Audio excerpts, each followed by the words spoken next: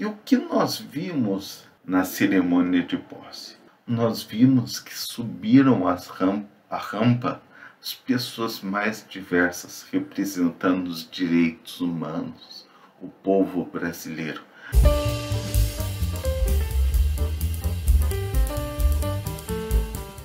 Olá, Abrão, olá, Roland, olá, audiência tão qualificada do Diário PCD, que é o André Naves que está falando. Hoje é o primeiro sábado do mês.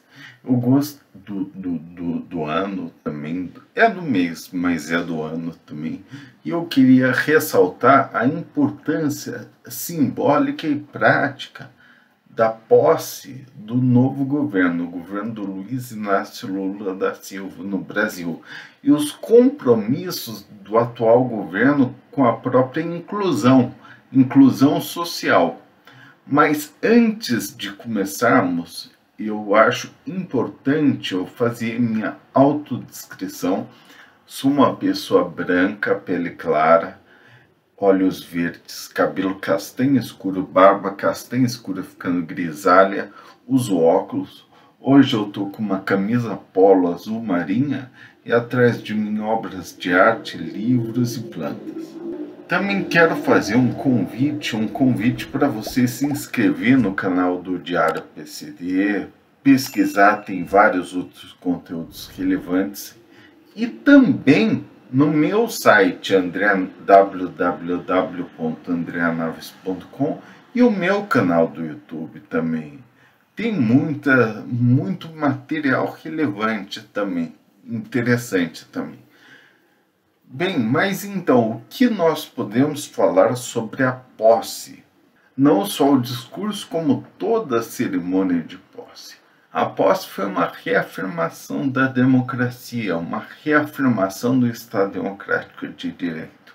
Eu acho que um dos pontos altos da posse foi mostrar que o Brasil é um país, sim, de institucionalidade, instituições sólidas, estáveis, seguras. Isso mostra uma certa estabilidade do nosso país, inclusive para atrair investimentos e recursos internacionais. Mas o que é democracia? A democracia é a vontade da maioria que respeita as dignidades das minorias, sempre com uma finalidade. Finalidade do quê?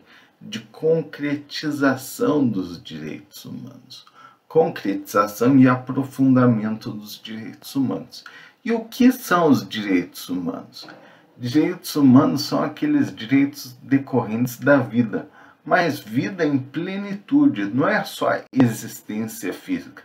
Vida também é compromisso, conforto espiritual, é alimentação adequada, ou seja, os direitos humanos, todos eles meio que se interligam, porque ao mesmo tempo da vida, o que também é importante, a liberdade, mas não só a liberdade de ir e vir, a liberdade de expressão é muito importante, a liberdade de crença, a liberdade de ser o que é, a liberdade de ter responsabilidade, ou seja, de responder pelos abusos. Bem, também como direito humano, são aqueles decorrentes da igualdade, mas igualdade entendida como igualdade material de oportunidades. Não uma igualdade formal que está escrito na lei, a igualdade de condições objetivas para cada pessoa se desenvolver da melhor maneira possível, da maneira que ela julgar necessária. Também como um dos direitos humanos, nós temos a propriedade. Mas a propriedade não são somente os nossos bens. Também constitui isso. Mas propriedade é tudo aquilo que é próprio do ser humano. As nossas crenças, as nossas ideias, as nossas práticas, os nossos modos de ser, o nosso trabalho, tudo que é próprio do ser humano pode ser enfechado, pode ser resumido na propriedade. E por fim, dentre os direitos humanos fundamentais, dos quais decorrem todos aqueles que ensejam a democracia, está a segurança. A segurança, sim, é a ausência de conflitos, de violência, de tensões, mas também significa a segurança alimentar, segurança habitacional, a segurança de moradia. Esses são os direitos humanos que fundamentam a democracia. E, portanto, os direitos humanos são pressupostos da inclusão. Dito de outra forma, sem direitos humanos não há inclusão. Sem inclusão não há direitos humanos. Porque a inclusão é o ato de colocar todos os indivíduos com sua pluralidade, sua diversidade, cada um com suas aptidões, como pessoas dignas, autônomas, emancipadas, sejam elas quaisquer pessoas que enfrentem obstáculos, que enfrentem barreiras, que enfrentem preconceitos no dia a dia. São pessoas que sofrem preconceitos de origem, de crença, de raça, de orientação sexual e inclusive de diversidade funcional que nós sempre tratamos aqui. Resumindo, pessoas com deficiências são aquelas que não são incluídas na sociedade, que precisam ser incluídas, podendo também ser as pessoas com diversidade funcional. Quando nós temos um Estado democrático fundamentado nos direitos humanos, nós temos a obrigação de incluir a todos na nossa sociedade. Nesse sentido, o povo brasileiro, em toda a sua pluralidade, em toda a sua diferença, em toda a sua diversidade, deve estar incluído na nossa sociedade, deve estar emancipado e digno. As desigualdades sociais, portanto, devem ser reduzidas, equalizadas. E o que nós vimos na cerimônia de posse? E a cerimônia de posse eu me refiro a tudo, aos discursos, aos atos, aos gestos. Nós vimos que subiram a rampa as pessoas mais diversas, representando os direitos humanos, o povo brasileiro. Mas não foi só isso. Aquelas pessoas representavam também a infância, a educação, o trabalho, os povos originários, os excluídos de toda maneira. E a trilha sonora que tocou foi de Villa-Lobos, o compositor que melhor cantou ou observou ou homenageou as riquezas e a diversidade brasileira. Porque nós somos diversos, nós somos plurais, nós somos mestiços e essa é a nossa maior riqueza.